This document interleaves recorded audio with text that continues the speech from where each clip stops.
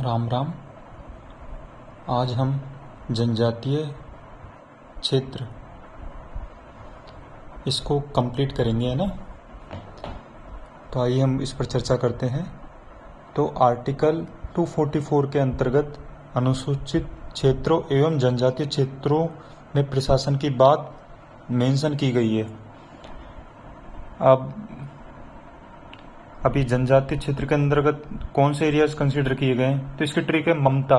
ममता एक नाम है, जैसे फॉर एग्जांपल, तो उसकी ट्रिक है M for Meghalaya, M for Mizoram, T for Tripura and A for Assam. तो ये ट्रिक हो गया इसका।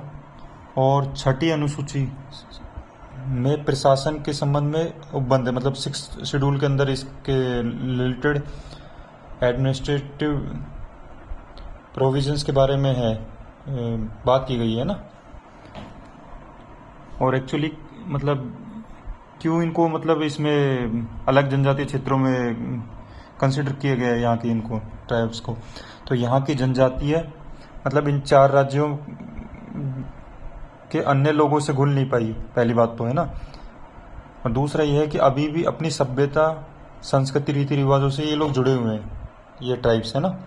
अब इसकी इम्पोर्टेंट विशेषताओं के बारे में हम चर्चा कर लेते हैं। तो सबसे पहले हम स्वशासित जिले, जिन्हें हम ऑटोनोमस डिस्ट्रिक्ट्स भी कहते हैं,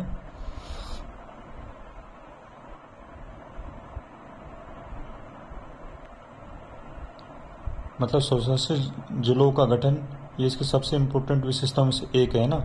और ये संबंधित राज्य के कार्यकारी प्राधिकार से बाहर नहीं होंगे, है ना।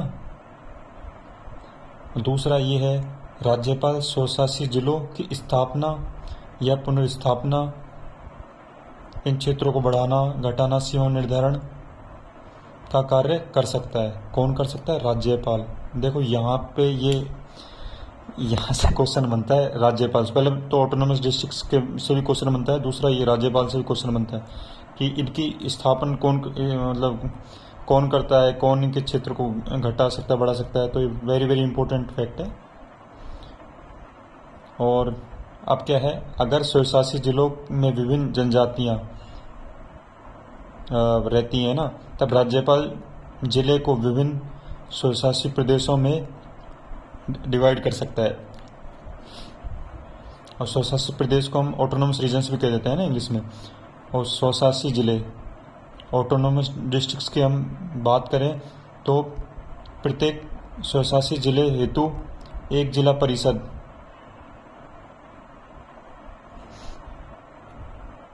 होती है, तो है ना। इस जिला परिषद के अंतर्गत कितने सदस्य होते हैं? 30 सदस्य होते हैं, जिनमें से 26 तो निर्वाचित होते हैं, 4 मनोनीत होते हैं।